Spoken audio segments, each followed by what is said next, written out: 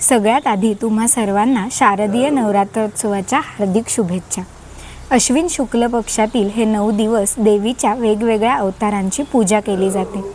या काळात पावसाळा बहुतेक संपलेला असतो, शेतात पिकं तयार झालेली असतात आणि अशा उत्साही वातावरणात देव्हाऱ्यातला घट, अखंड नंदादीप, झेंडूच्या फुलांच्या माळा, गरबा, भोंडला किंवा हादगा अशा वेगवेगळ्या पद्धतीने नवरात्रोत्सव साजरा केला जातो। अशी विविधता असली तरी यात 2 गोष्टी कॉमन असतात।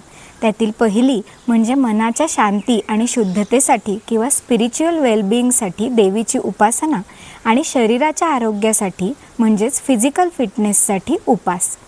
आता या उपासाला काय खायचं, काय टाळायचं, त्याचे प्रकार कोणते, फायदे कोणते या सगळ्याविषयी आपण फास्टिंगच्या व्हिडिओमध्ये माहिती घेतली आहे। हा व्हिडिओ जर तुम्ही बघितला नसेल तर तो नक्की बघा। पण नवरात्रीतले हे उपास म्हणजे फक्त न खाणं नाही, तर तुमच्या माइंड, बॉडी आणि सोलसाठी सुद्धा हे एक डिटॉक्स आहे।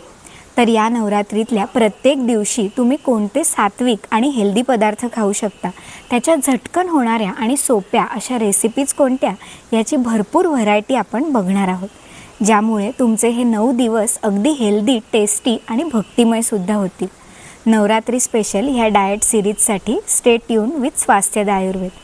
तुमच्या भागात नवरात्री स्पेशल कोणत्या विशेष पद्धती किंवा पदार्थ खाल्ले जातात किंवा हे उपास करताना तुम्हाला कोणत्या अडचणी जाणवतात हे मला कमेंटमध्ये सांगा, म्हणजे पुढच्या व्हिडिओमध्ये मला त्यासाठी टिप्स इन्क्लूड करता येतील। धन्यवाद।